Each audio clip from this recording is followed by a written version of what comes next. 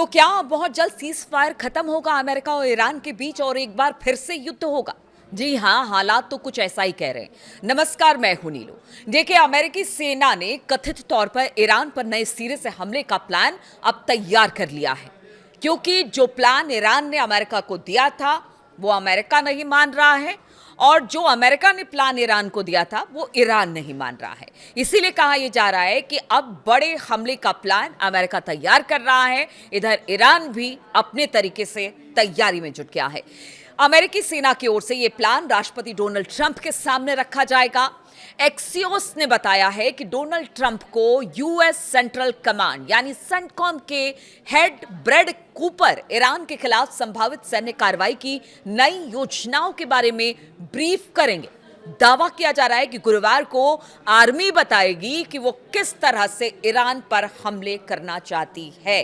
यानी प्लान पूरी तरह से रेडी है। ईरान नहीं मानता है तो इस बार हमले की तैयारी अमेरिका की तरफ से शुरू कर दी जाएगी। लेकिन क्या ये इतना आसान होगा? और इसके बाद डोनाल्ड ट्रंप इस पर आगे बढ़ना है, नहीं बढ़ना है, क्या युद्ध करना है? अगर सेना जब प्रस्ताव रखती है डोनाल्ड ट्रंप के पास तो फैसला ट्रंप को ही लेना है। ट्रंप की सहमति मिलने पर अमेरिकी आर्मी नए सिरे से हमले शुरू कर सकती है। एक्सियोस ने अपने रिपोर्ट में अज्ञात सूत्रों के हवाले से कहा कि सेंटकॉम ने ईरान पर छोटे लेकिन शक्तिशाली हमलों की एक नई लहर के लिए योजना तैयार कर ली है। इसमें खास तौर से ईरान की बुनियादी ढांचे के लक्ष्य को निशाना बनाया जा सकता है। हालांकि व्हाइट हाउस या फिर यूएस सेंट्रल कमांड की ओर से अभी तक इस पर कोई बयान नहीं दिया गया है। रिपोर्ट में कहा गया कि डोनाल्ड ट्रंप के साथ साझा की जाने वाली एक योजना हॉर्मुज स्ट्रेट के एक हिस्से पर कब्जा करने पर केंद्रित है। यानी ट्रंप ने, आज आपने देखा होगा कि सोशल ट्रुथ पर उन्होंने एक मैसेज पोस्ट किया जिसमें आप स्ट्रेट ऑफ हॉर्मुज को उन्होंने कहा कि स्ट्रेट ऑफ ट्रंप। तो अब हॉर्मुज पर कब्जा करने की तैयारी अमेरिका की है और पूरा ध्यान अब हॉर्मुज पर आ गया है, क्योंकि इसी को लेकर ईरान कह रहा है कि आप नाकेबंदी खोलिए, हम हॉर्मुज खोलते हैं, परमाणु समझौते पर बाद में बातचीत होगी। इसलिए अब अमेरिका का कहना है कि पहले तो हॉर्मुज ही खुलवाया जाए और अब पूरा ध्यान अमेरिका का हॉर्मुज की तरफ है। ऐसा करते हुए इस समुद्री गलियारे को, जो वहां से व्यापार होता है और वहां से जो जहाजें निकलती हैं, उसे खोला जा सकेगा, ऐसा ट्रंप और अमेरिका का कहना है। इस ऑपरेशन में अमेरिका की आर्मी यानी कि जो थल सेना है वो भी शामिल हो सकती है। यानी इस बार ग्राउंड पर अमेरिकी सेना उतर सकती है अगर हॉर्मुज को खुलवाना पड़ा तो। इस तरह की भी रिपोर्ट है। रिपोर्ट के अनुसार ब्रीफिंग में एक और विकल्प पर चर्चा होगी।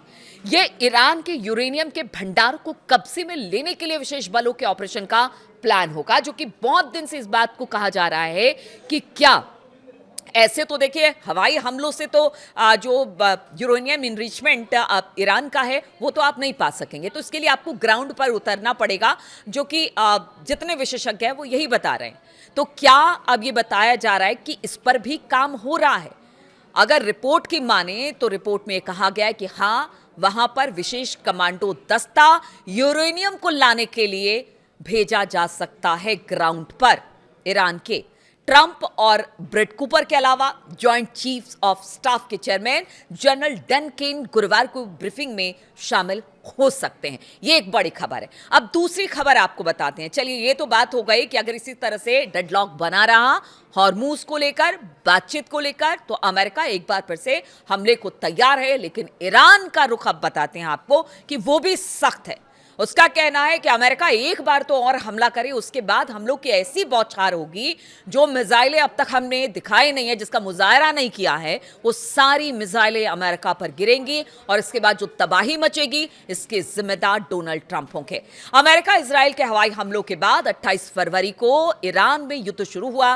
भीषण तबाही के बाद 8 अप्रैल को दोनों पक्षों में लड़ाई रुकी है। सीज फायर के टूटने का खतरा लगातार मंडरा रहा है। ईरान और अमेरिका के बीच पाकिस्तान में समझौते के लिए जो वार्ता हुई थी वो असफल हो गई, एक तरह से कह लीजिए, और अब दोनों जो देश हैं वो आमने सामने आ गए हैं। बयान अपनी तरफ से दिया जा रहा है। अमेरिकी राष्ट्रपति डोनाल्ड ट्रंप ने इस बीच एक और बड़ा बयान दे दिया। उन्होंने कहा कि सीज फायर हमने अनिश्चित काल के लिए टाल दिया है, लेकिन जो हम कह रहे हैं ईरान से, उसे ईरान को सुनना पड़ेगा, नहीं तो ईरान में हम तबाही मचा देंगे। ईरान भी अब इस पर कड़ा रुख अपनाए हुए हैं, जंग के लिए तैयार होने की बात उसने कही है। ऐसे में फिर से युद्ध शुरू हो सकता है और इसका खतरा पूरा पूरा दिखाई दे रहा है। डोनाल्ड ट्रंप ने कहा कि अमेरिकी सेना ईरानी बंदरगाहों और हॉर्मुज स्ट्रेट की नाकेबंदी जारी रखेगी।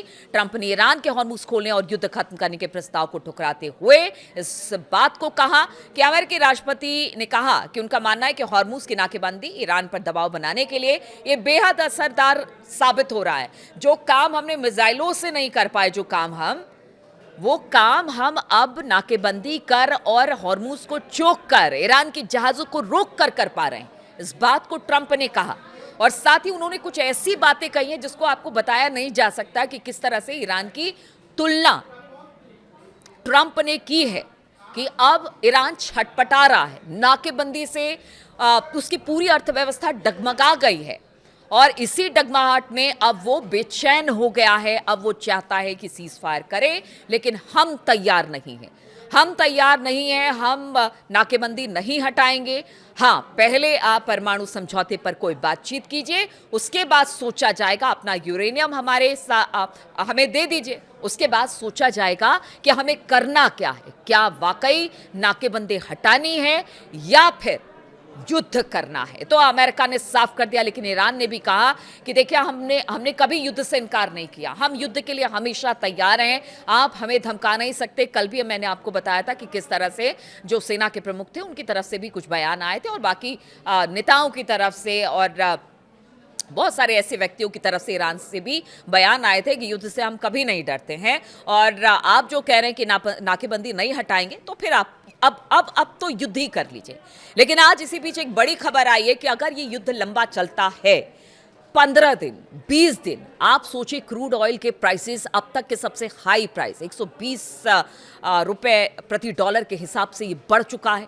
अगर इसी तरह से हालात रहे तो आप समझिए कि क्रूड ऑयल के प्राइस बढ़ेंगे, दुनिया में हाहाकार मचेगा, चीज़ों की कमी होगी, परिवहन व्यवस्था ठप होगी और ऐसा सिर्फ बाकी मुल्कों में नहीं होगा बल्कि अमेरिका में होगा। इसलिए कहा जा रहा है कि ट्रंप अपनी जिद छोड़े और जिद छोड़ने के बाद वहां से नाकेबंदी हटाए ताकि हॉर्मुज खुल सके और पूरी दुनिया में यहां से तेल और गैस की सप्लाई हो सके।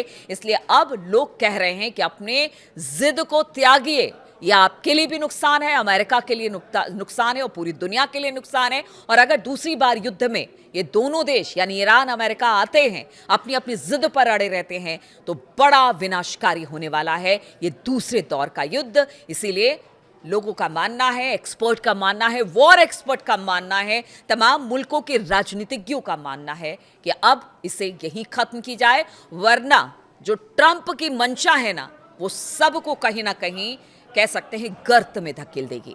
बहुत बहुत शुक्रिया आप सभी का मेरे साथ इस वीडियो में शामिल होने के लिए।